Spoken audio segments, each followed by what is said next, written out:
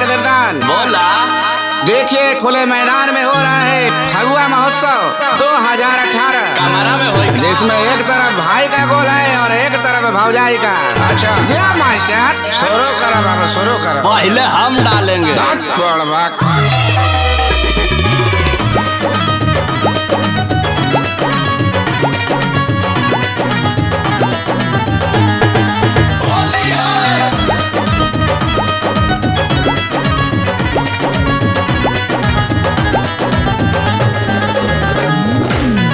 भौजिया करो ना एक बार पकड़ो जरा।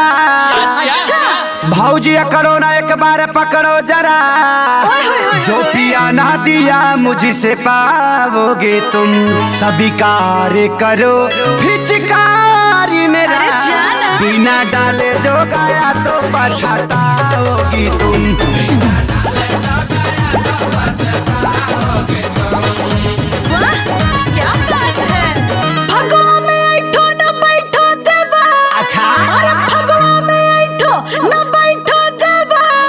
काम करते ही फुट से मुचुक जाएगी। क्या बात है? अभी कच्चा है तू, अभी बच्चा है तू। पिचकारी पकड़ते मुचुक जाएगी।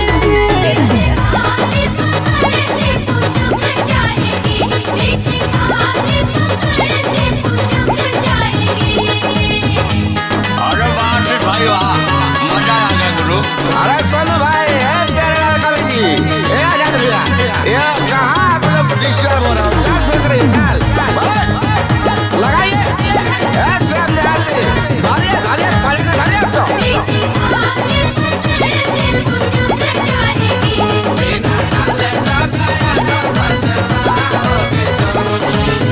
मर्द हो चुका हूँ मैं लड़का नहीं। मर्द हो चुका हूँ मैं लड़का नहीं। देखो अजमा के जान जाओगे तुम। सभी कार्य कर लो पिचकारी मेरा। बिना डाले जो गाया तो पछताओगी तुम।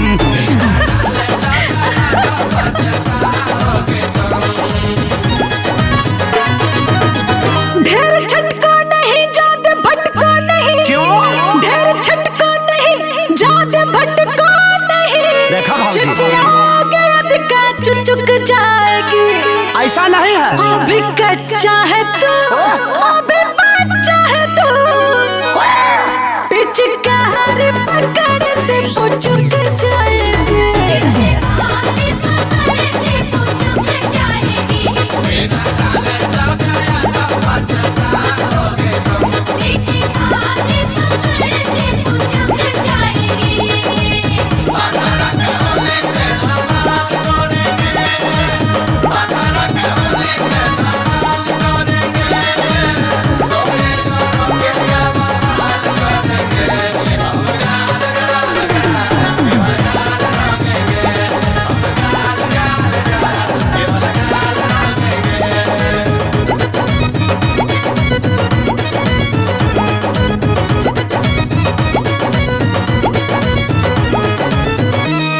तमन्ना सोनू आजाद की है, तमन्ना सोनू आजाद की।